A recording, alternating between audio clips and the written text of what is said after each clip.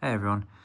On my last video about the Traska, somebody commented and asked how do you put the metal bracelet back on, or at least show you a video of me putting the metal bracelet back on. So I thought I'll do a 2-in-1, show you how it comes off, and then in the same way how to put it back on. So you're going to need a tool that has something to poke it through the drilled lugs.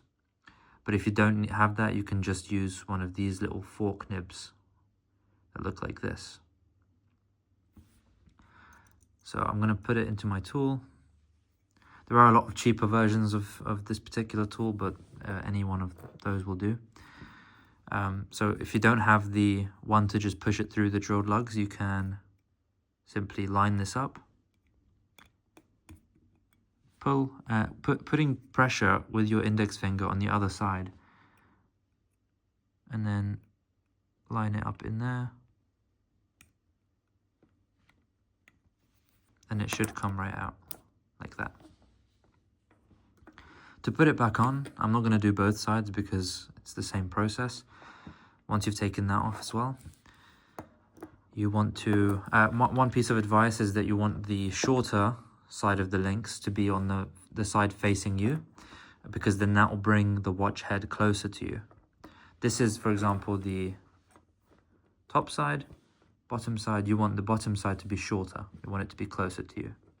The longer side is there, to balance it out on the other side. To put it back on, you line up the end link back to the watch head from the underside, I would suggest. And then from this side, you put pressure. You hold it with your index finger on the other side, but you put pressure with your thumb to push the spring bars into the lugs. So then you can use your tool to push, simply slot it in there, and on the other side you can wiggle it about until you can kind of feel a click at some point. There's one, and there's the other. So it's pretty straightforward, and with the Traska it's even less of a worry, because sometimes using these metal tools to get the spring bars in and out of the lugs, it can scratch up the watch. But because the Traska has a hardness coating on it, there is actually no marks whatsoever. You would have to try really hard to actually scratch this watch.